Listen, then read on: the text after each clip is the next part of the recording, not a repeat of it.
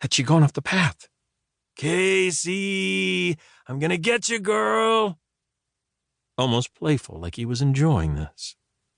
Like it was just a little game they were up to. Maybe to him it was.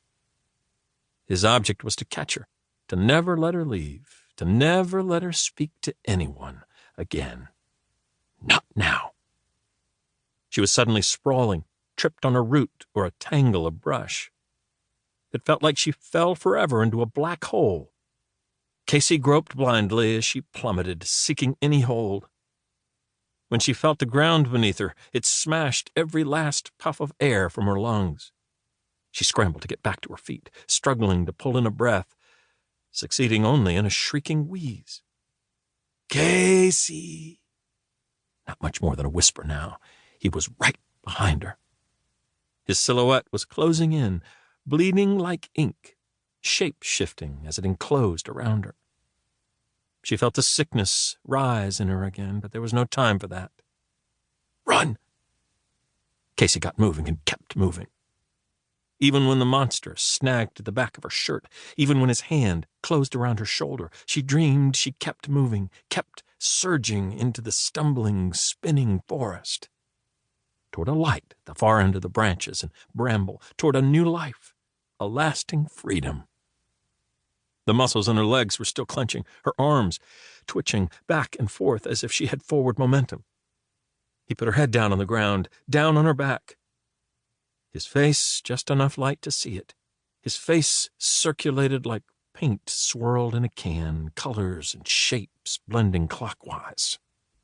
Then it stopped. It stabilized long enough for her to see him smile. "Oh, Kasey." And his hands closed around her throat. 1. Damage control. "How could you have done things differently?" No answer. "Reed, you just said you would have done things differently." "I did?" "Just a minute ago, you said, if you could do it over again." "What did you mean?" "Did you mean your whole life or just those couple of years during your deployment?" Reed came out of the darkness and chaos of the past. First, he focused on the therapist, really tried to see him.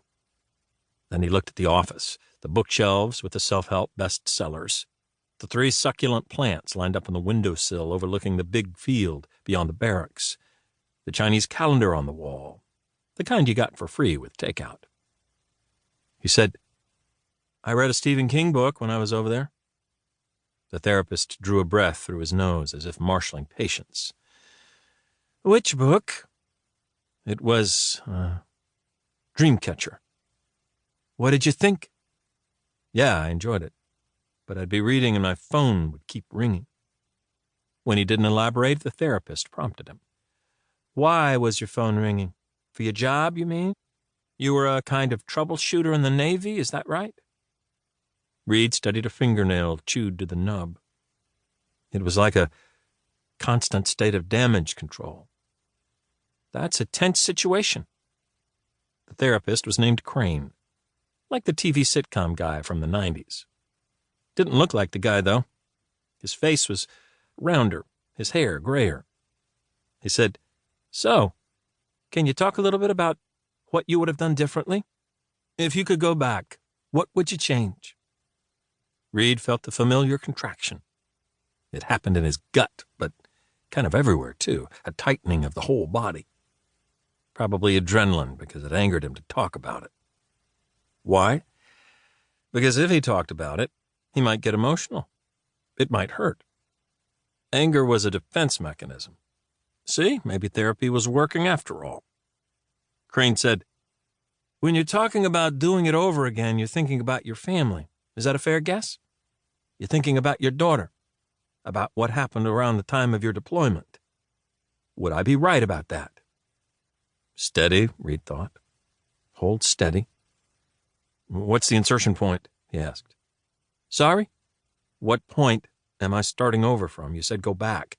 Start over. From what point? When I first met with the recruiter or before that? When?" It helps to be literal. The more literal, the better.